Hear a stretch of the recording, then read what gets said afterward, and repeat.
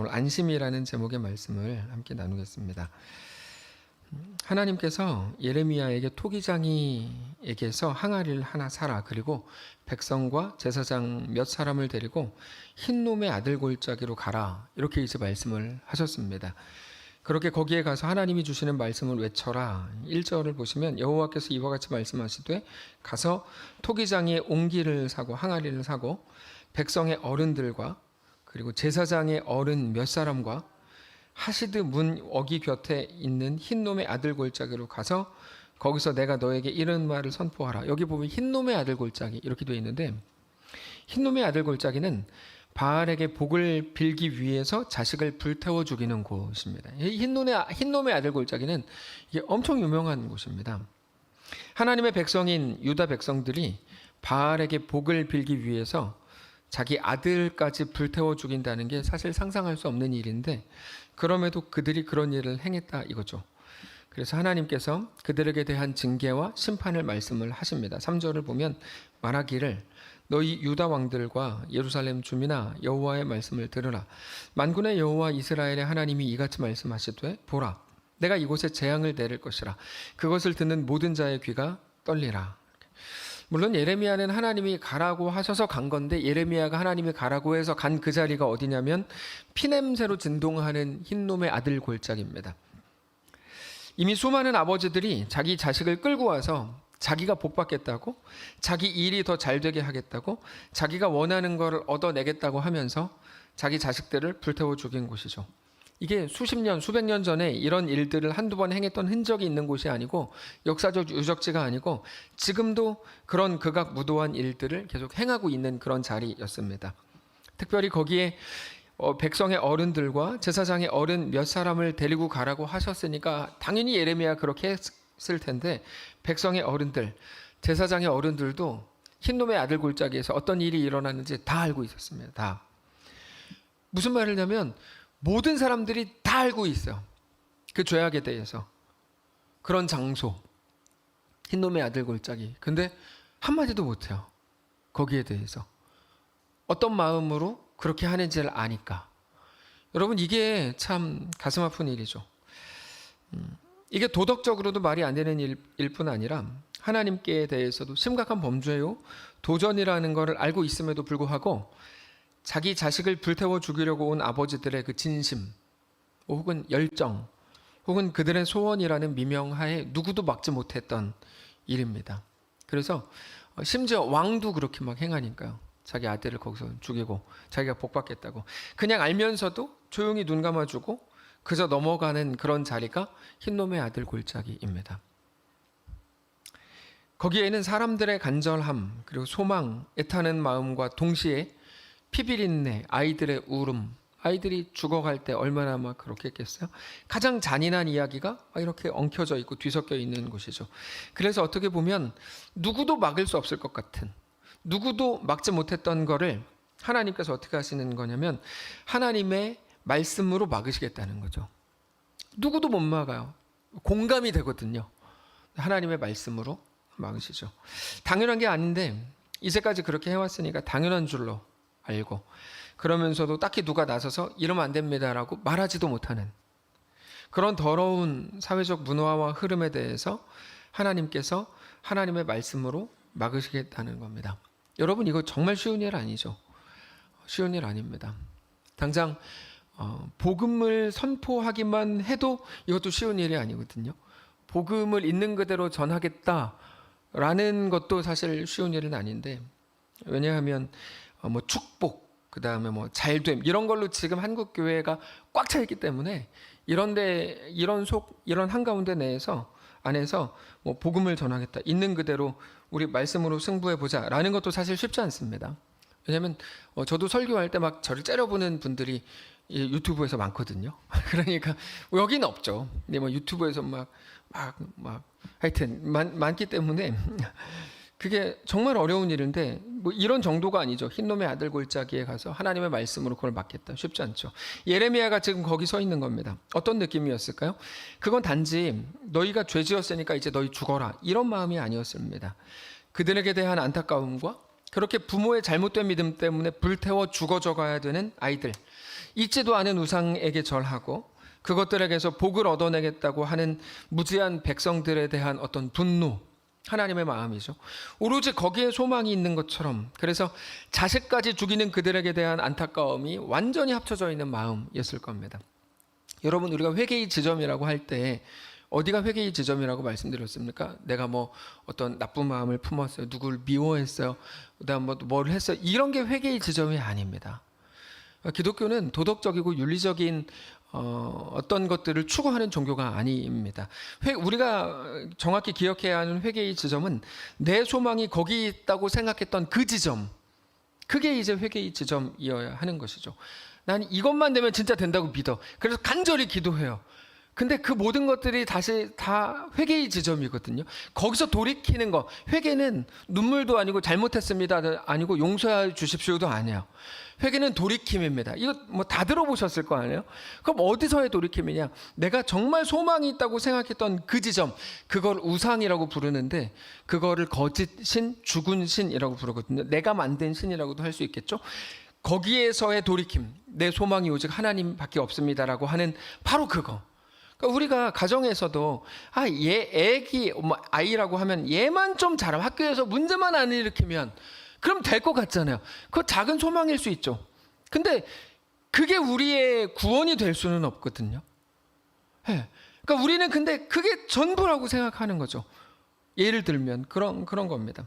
근데 그렇지 않다. 오직 하나님이 우리의 소망이신 것을 우리 모든 정황 속에서 고백하는 것, 여러분, 그게 우리가 가져야 될 회개라는 겁니다. 그러니까 한국에 있는 한국에서 죄송합니다. 미국에 있는 많은 성도들이 어떻게 하냐면 회개가 아닌 걸 회개라고 했다고 생각하는 거죠. 그러니까 그게 너무 안타까운 거죠. 그러니까 하나님이 누구신지를 알아야 하고, 하나님이 어떤 분이신지, 뭐를 말씀하시는지, 우리는 누군지, 하나님 말씀하시는 내용은 뭐고 진리는 어떤 것인지를 우리가 알아야 함에도 불구하고 그렇지 못하니까, 그러니까 어쩌면 말씀을 가만히 보면 하나님과 우리가 자꾸 핀트가 어긋나는 것 같은 모습들이 성경 안에도 너무너무 많은 거죠. 그 마음을 가지고 하나님의 말씀을 예레미야가 4절처럼 전합니다. 이는 그들이 나를 버리고 이곳을 불결하게 하며 이곳에서 자기와 자기 조상들과 유다 왕들이 알지 못하던 다른 신들에게 분향하고 무죄한 자의 피로 이곳에 채웠으며 너희는 하나님을 버렸다, 이곳을 불결하게 했다고 말씀을 하시는데, 흰놈의 아들 골짜기에서 자기 자식을 죽이기만 한 게 아니고 당연히 거기는 바로 이제 거기에 바알의 분향소를 만들어서 바알을 같이 섬겼습니다.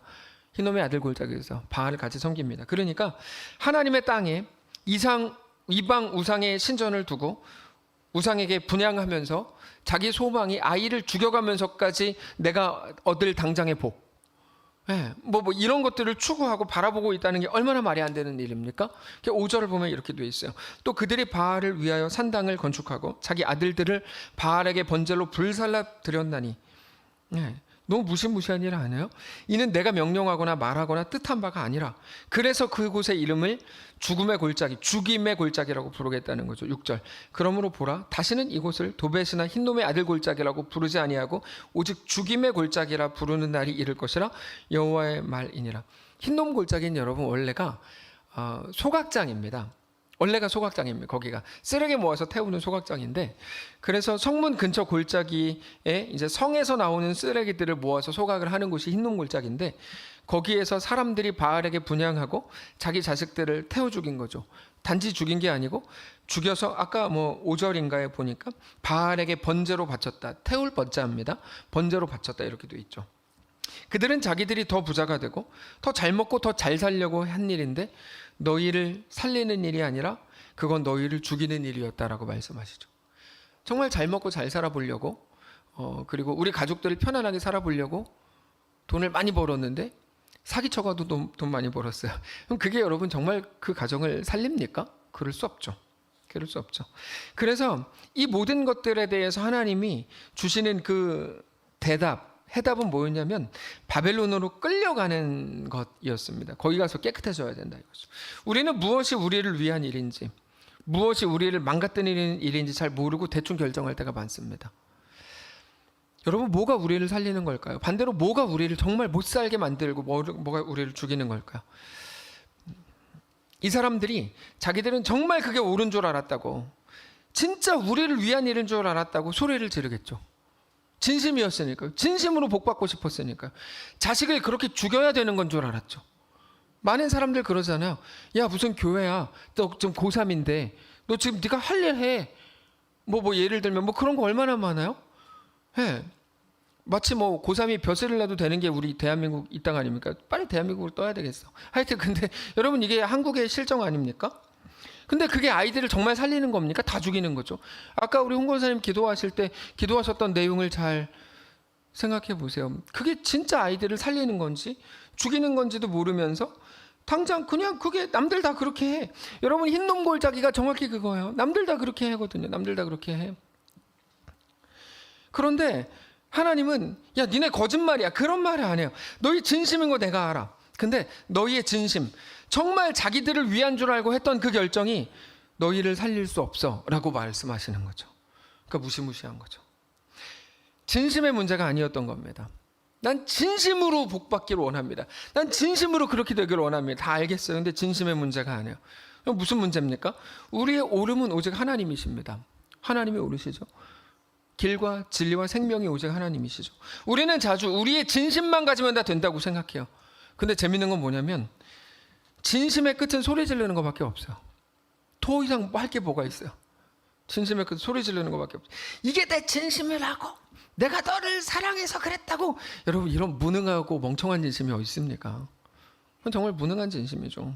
진심은 자기 자신에게만 통합니다. 그건 객관적이지도 않습니다. 예, 아무리 뭐 진심이라고 외쳐봤자 무능한 겁니다. 그래서 하나님 뭐라고 말씀하시냐면 순종과 충성을 요구하십니다. 그게 진심보다 훨씬 강력하거든요.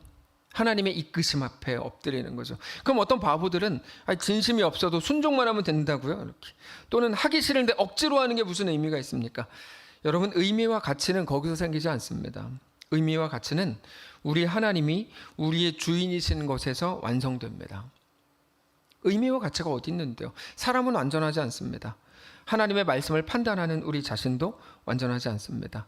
오늘 본문의 사람들이 장난치려고 혹은 하나님을 기분 나쁘게 하려고 흰놈 골짜기에서 자식들을 불태워 죽인 게 아닙니다. 진심으로 치면 그들만큼 진심이었던 사람이 없습니다. 자기 자식까지 죽일 만큼의 진심인데요. 이거 어떤 진심입니까 이게? 그러나 그들의 그 진심이 그들을 죽음으로 몰아가더라는 거죠. 저는 방금 전 이 한 문장이 오늘 이 시대를 사는 우리에게 너무 뼈아픈 말이라고 생각해요. 많은 성도들 만나보면 진심이 아닌 사람은 별로 없어요. 다 진심이에요. 근데 그게 정말 자기 자신을 살리고 하나님 앞에 자신을 옳게 세워가는 것인가? 다른 문제죠. 그럼 뭡니까? 사랑하는 성도 여러분, 오직 하나님의 말씀 안에 거하는 것이 성도의 삶입니다. 하나님의 말씀 안에 거하는 것. 오전에 나눈 것처럼 자신의 삶을 하나님께 자발적으로 내어드리는 것. 그렇게 동참하기를 애쓰는 것. 하나님의 역사에 우리의 발을 들여놓는 것. 근데 잘 생각해 보세요. 우리가 말씀 안에 거하겠다고 아무리 다짐을 하고도 결단을 해도 우리는 우리의 현실에 자주 무너집니다. 자주 의심하고 세상으로부터 불어오는 염려 때문에 자주 흔들립니다. 근데 그거는 현근이가 노래했던 것처럼 찰싹거리는 파도에 불과합니다. 그러면 그때마다 이게 뭐지? 이런 생각이 들 겁니다. 나쁜 생각 아닙니다. 자연스러운 일입니다. 근데 그때가 믿음이 발휘되어야 하는 때죠. 이해가 안 되는 순간마다 하나님은 나의 아버지고 나를 위한 완전한 계획을 가지고 계시고 오늘도 나를 가장 완전한 길로 이끄신다라고 하는 하나님에 대한 믿음의 고백이 우리의 두려움과 우리 의심을 뚫고 매일같이 나와야 되는 거죠. 하나님에 대한 믿음의 고백이 우리가 현실을 볼 때 생겨나는 우리 모든 의심을 뚫어야 된다는 거죠. 이게 멋있는 표현입니다. 결국 현실 속에서 하나님을 믿습니다. 하나님이 나의 아버지이신 것, 내 왕이신 것, 내 주인이신 것, 내 전부이신 것을 믿습니다. 고백하는 거죠. 그게 우리가 가질 유일한 신앙입니다. 내가 주 안에서, 주의 약속 안에서 가장 완전할 것을 믿습니다. 근데 여러분 유다 백성은 거기서 실패했습니다. 이 사람들이 재능이 없었던 것도 아니고요. 진심이 없었던 것도 아닙니다. 열심이 없었던 것도 아닙니다. 열심으로 치면 뭐 놀랍죠. 정말 놀랍죠. 네, 엄청난 열심들을 가졌죠. 진심 말할 것도 없습니다. 근데 유다 백성들은 거기서 실패했죠. 다만 눈에 보이는 대로, 느껴지는 대로, 들리는 대로 거기에 최선을 다해서 살았던 것, 그게 최악입니다. 최악입니다. 우리가 하려는 게 그겁니다. 뭐냐면 하나님이 왕이신 것을 고백하려는 거죠. 우리에게 하나님께서 선교사 되라, 신학교 가라, 안 그러십니다. 너무 걱정하지 마세요. 안 그렇게 하세요. 우리에게도 우리의 정황, 우리 현실이라는 게 있습니다. 그거를 주신 분도 하나님이십니다. 그 속에서 하나님을 바라보고 그 한가운데에서 하나님을 뜨겁게 사랑하는 것을 연습하라는 겁니다. 거기에서 하나님의 사람으로 서라는 것이죠. 각자의 현실 속에서 얼마든지 우리 발을 들여놓을 수 있습니다. 우리의 삶을 하나님 나라에 들여놓는 겁니다. 그렇게 예민하지 않으면 우리는 금방 무너집니다. 그냥 흘러가는 대로 남들 다 그렇게 하니까요. 두고 보십시오. 진짜 금방 무너질 겁니다. 네. 사랑하는 성도 여러분, 오늘 어떤 현실 속에서도 오직 하나님만을 믿고 바라보실 수 있기를 원합니다. 우리의 상황이나 환경이 아니라 오직 하나님이 나의 아버지이신 것, 나의 전능자이신 것, 나의 창조주이신 것으로 인해, 그 사실들로 인해, 오직 하나님으로 인해 더 이상 우리 눈앞에 보이는 작은 도전들에 위축되지 않으시고 주눅들지 말고 오히려 하나님으로 인해 늘 어떤 상황 속에서도 안심하는 우리의 날이 되시기를 주님 이름으로 축복합니다. 우리가 그랬습니다. 이 땅에 보이는 것, 여러 가지 사람들에게서 들은 것, 그게 전부인 줄 알았나 봅니다. 근데 말씀을 대할 때마다 우리가 세상에서 배운 것과 너무 달라서 하나님은 도대체 누구시지? 하나님 어떤 분이지? 그냥 우리가 알고 있었던 종교, 우리가 알고 있었던 어떤 하나의 좋은 공동체, 이런 게 아니라는 것을 말씀을 대할 때마다 깨닫습니다. 하나님은 우리의 진짜 아버지시고 우리 주인이고 우리 왕이고 우리 창조주고 우리를 기르시는 목자라는 게 어떤 의미인지 우리가 점점 더 선명하게 알아가게 되기를 원합니다. 그냥 뜬구름 잡는 식으로 그냥 착하게 살고 혹은 그냥 규칙 잘 지키면 복 받는 거지, 이런 게 아니고 정말 하나님이 누구신지, 나는 누구인지를 깨달아 이 땅을 하나님을 사랑하는 자로, 성도로, 신자로 넉넉히 살아내는 사랑하는 모든 성도를 다 되게 하시옵소서. 하나님, 특별히 우리 자녀들에게 그 놀라운 복과 은혜를 허락해 주시기를 원합니다. 우리는 이렇게 예수 믿고 이제 나이 들어서 우리 세대가 다 흘러가겠지만 이제 다음 세대를 책임져야 할 사랑하는 우리의 아이들, 유치부 아이들, 초등부 아이들, 청소년부 아이들, 이 아이들에게 하나님이 누구신지 제대로 알고 깊이 아는 놀라운 은혜를 주셔서 그들에게 주어질 그들의 시대를 믿음으로 넉넉하게, 누구도 꿈꾼 적 없고 누구도 상상해 본 적 없는 제2의 바울이 되고 또 다른 아브라함이 되고 또 다른 모세가 되고 또 다른 여호수아가 되어 말할 수 없는 벅찬 인생을 아이들을 다 살아낼 수 있도록 인도하시옵소서. 하나님, 우리가 무엇을 할 수 있겠습니까? 우리는 그저 옆에서 서포터즈로, 그냥 교사로, 돕는 자들로 할 수 있는 게 전부일 겁니다. 그러나 우리가 그 모든 일들에 제외되지 않기를 원합니다. 우리 발을 들여놓고 우리 인생을 거기 쏟아붓고 그렇게 우리도 하나님 나라에 동참하는 자들로 서기를 원하여 하나님 앞에 또 자원해서 서포터즈가 되기를 원한 성도들 이 가운데 있으니 하나님 붙드시고 그들의 인생 역시 책임지시고 하나님의 함께 하시는 놀라운 은혜와 복을 마음껏 누리는 우리 하나님이 얼마나 큰지 우리 인생을 통해 마음껏 감격하고 고백하고 자랑하는 사랑하는 모든 성도를 다 되도록 축복하시옵소서. 하나님, 이번 한 주 우리에게 그 엄청난 한 주를 주실 것을 믿습니다. 우리에게 어떤 정황이 펼쳐지든 우리가 누구를 만나든 어떤 일들을 만나든 그 앞에서 그저 찰싹거리는 파도로 인해 두려워 떨지 않게 하시고 아무것도 못하고 꼼짝 못하고 가만히 있지 않게 하시고 그 속에서 하나님의 광대하심을 노래하고 그 폭풍 속에서 춤을 추는 멋진 주의 백성들 다 되도록 축복하시옵소서. 우리 주인 되신 살아계신 우리 주 예수님의 이름으로 기도합니다. 아멘.